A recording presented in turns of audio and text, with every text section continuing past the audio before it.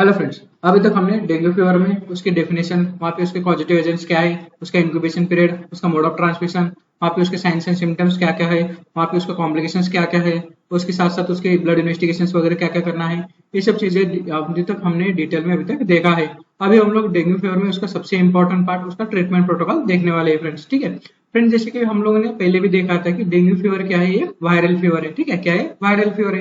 जैसे कि हम लोग सब जानते हैं कि फ्रेंड्स, वायरल फीवर का जो स्टैंडर्ड ट्रीटमेंट प्रोटोकॉल रहता है ना, उसको अच्छी तरह से प्रॉपर तरीके से हाइड्रेशन करना रहता है वायरल फीवर में। ठीक है, और उसके साथ साथ जो एंटीबायोटिक ट्रीटमेंट वगैरह है, मतलब जाके जैसे कि ये एकदम सिम्टोमेटिक ट्रीटमेंट वगैरह वहाँ पे रहती है फ्रेंड्स। उसी तरीके से फ्रेंड्स, यहाँ पे डेंगू फीवर में भी हमें प्रॉपर तरीके से पेशेंट को हाइड्रेट करना रहता है। यही अच्छी तरह से ट्रीटमेंट प्रोटोकॉल है, स्टैंडर्ड ट्रीटमेंट प्रोटोकॉल यही है। और प्योरली उसको सिम्टोमेटिक ट्रीटमेंट वगैरह पेशेंट को देनी रहती है। इसके साथ साथ पेशेंट को बेड रेस्ट वगैरह ये भी करना रहता है। और पेशेंट जब से मतलब वहाँ पे जैसे कॉम्प्लिकेशंस वगैरह बढ़ते जाते हैं डेंगू फीवर में, मतलब वहाँ पे डेंगू हेमोरेजिक फीवर या फिर वहाँ पे डेंगू शॉक सिंड्रोम वगैरह ऐसे पेशेंट समझो वहाँ पे जाता है, तो हम लोगों को जैसा इमरजेंसी ट्रीटमेंट वगैरह करनी रहती है। इसलिए हम लोग ट्रीटमेंट प्रोटोकॉल में सबसे पहले हम लोग बेसिक ट्रीटमेंट वगैरह क्या क्या देना है देखेंगे। उसके बाद में हम लोग डेंगू फीवर के ग्रेडिंग के हिसाब से ट्रीटमेंट प्रोटोकॉल क्या सेट करना है जरा ये भी देखेंगे फ्रेंड्स वहाँ पे। ठीक है, इसलिए ट्रीटमेंट प्रोटोकॉल अच्छी तरह से देख लेना कि फ्रेंड्स वहाँ पे कौन से पेशेंट को कौन सी ट्रीटमेंट वगैरह देनी है। ठीक है, इसलिए जरा सा अभी हम लोग डेंगू फीवर के मैनेजमेंट के बारे में जरा सा देख लेते हैं अभी। ठीक है, सो फ्रेंड्स, यहाँ पे डेंगू फीवर के मैनेजमेंट में सबसे पहले हम लोगों को कैसा है, सिम्टोमेटिक एंड सपोर्टिव ट्रीटमेंट देना रहता है। ठीक है, कैसे पेशेंट को सिम्टोमेटिक एंड सपोर्टिव ट्रीटमेंट देना रहता है ऐसे इसमें। ठीक है, इसके साथ साथ पेशेंट को कैसा है, बेड रेस्ट करना रहता है। ठीक है, bed rest during the acute phase of the febrile illness. ठीक है फ्रेंड्स, यहाँ पे जैसे कि हम लोगों ने देखा था कि पहले 1 से 2 दिन रहते हैं ना पेशेंट को, कैसा है, पहले 1 से 2 दिनों में पेशेंट को कैसा रहता है, वहाँ पे मलेज वगैरह रहता है, मतलब वहाँ पे एक्स्ट्रा फटीग वगैरह दिखाई देने लगती है पेशेंट को। उसके साथ साथ हेडेक वगैरह रहता है। तो ऐसे फर्स्ट टू पेशेंट को सबसे स्टार्टिंग में कैसा है, इलनेस कैसे स्टार्ट होती है, पेशेंट को फटीग वगैरह से इलनेस वगैरह स्टार्ट होती है पेशेंट में। ठीक है, और जैसे को पेशेंट को फीवर वगैरह है ना, डे 3 से पेशेंट को फीवर वगैरह स्टार्ट होने लगती है।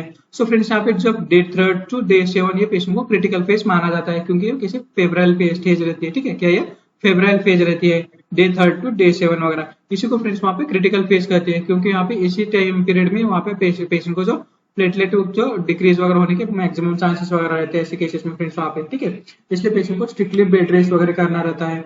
ठीक है, बाद में समझो पेशेंट को एंटीबायोटिक्स वगैरह ये सब चीज भी है ना फ्रेंड्स, वहाँ पे एक जनरल मैनेजमेंट हम लोग देख रहे हैं। ठीक है, जनरल मैनेजमेंट में सबसे पहले पेशेंट को कैसा सिम्टोमेटिक एंड सपोर्टिव ट्रीटमेंट करनी रहती है। पेशेंट को बेड रेस्ट एडवाइस करना रहता है, और एंटीबायोटिक्स में सबसे पैरासिटामोल ही यूज करना रहता है फ्रेंड्स मैक्सिमम टाइम में, क्योंकि कुछ भी हम लोग एनएसएआईडीज वगैरह यूज करते हैं, समझो उसका हाई डोज वगैरह होता है, तो ऐसी कंडीशन में क्या होता है फ्रेंड्स, वहाँ पे ब्लीडिंग टेंडेंसीज वगैरह पेशेंट की बढ़ जाती है। इसलिए कैसे और पहले से पेशेंट को प्लेटलेट वगैरह काउंट डिक्रीज होते रहते हैं ये डेंगू फीवर में वगैरह, और हम लोग वहाँ पे एनएसएआईडीज वगैरह दे रहे हैं, तो कई बार क्या होता है फ्रेंड्स, वहाँ पे ब्लीडिंग की चांसेस वगैरह बढ़ जाते हैं। तो ऐसी कंडीशन में हम लोगों को एंटीबायोटिक्स में सिर्फ पैरासिटामोल यूज करना रहता है फ्रेंड्स वहाँ पे, एंड स्पॉन्जिंग वगैरह करनी रहती है। और अपना वही गीला कपड़ा करना रहता है, गीला कपड़ा करके पेशेंट को क्या पूरा बॉडी वगैरह वहाँ पे एकदम पोछ के रहने की, मतलब वहाँ पे क्लीन करनी रहती है फ्रेंड्स वहाँ पे। ठीक है, मतलब वहाँ पे स्पंजिंग वगैरह करनी रहती है। ठीक है, it is preferred to keep the body temperature of the patient below the 37 degree. हमारा मोटो क्या चलना चाहिए, पेशेंट का जो टेम्परेचर है नॉर्मल रेंज में आना चाहिए फ्रेंड्स वहाँ पे। ठीक है, ये भी हम लोग ट्रीटमेंट प्रोटोकॉल में कर सकते हैं। इसके साथ साथ समझो वहाँ पे हम समझो वहाँ पे हम लोग ओरल सोल्यूशन वगैरह पेशेंट को क्या रहता है फ्रेंड्स वहाँ पे, जैसे कि हम लोगों ने अभी देखा कि पेशेंट को हाइड्रेट करना है प्रॉपर तरीके से। ठीक है, जैसे कि फ्रेंड्स ये डेंगू फीवर क्या है, वायरल फीवर है, और वायरल फीवर में पेशेंट को प्रॉपर तरीके से हम लोगों को हाइड्रेट करना रहता है। इसलिए हाइड्रेशन के लिए हम लोग कई बार क्या ओआरएस सोल्यूशन वगैरह यूज करते हैं फ्रेंड्स वहाँ पे। ठीक है, इसलिए पेशेंट को कम से कम दिन भर में 3 से 4 लीटर तक पानी पीना रहता है ऐसे केसेस में। ठीक है, कम से कम दिन में 3 से 4 लीटर तक पानी पीना है। इसको हम लोग ये पेशेंट की कंडीशन वगैरह देख के इसको वाटर इनटेक वगैरह बढ़ा भी सकते हैं ऐसे केसेस में, लेकिन मिनिमम 3 to 4 लीटर्स तक ये पेशेंट को इनटेक या वाटर इनटेक जाना ही चाहिए फ्रेंड्स वहाँ पे। ठीक है, सो फ्रेंड्स यहाँ पे हम लोग ये और वाटर इनटेक के साथ साथ ओआरएस सॉल्यूशंस भी दे सकते हैं। यहाँ पे ORS solution is recommended for the patients with excessive sweating, मतलब वहाँ पे जब फीवर वगैरह आता है तो पेशेंट को स्वेटिंग वगैरह भी होती है, तो ऐसी कंडीशन में हम लोग ओआरएस सॉल्यूशन भी रिकमेंड कर सकते हैं ऐसे केसेस में। ठीक है, सो फ्रेंड्स यहाँ पे पेशेंट को कैसा है, एक्सेसिव स्वेटिंग, नॉसिया, वोमिटिंग और डायरिया वगैरह टू प्रिवेंट द डिहाइड्रेशन।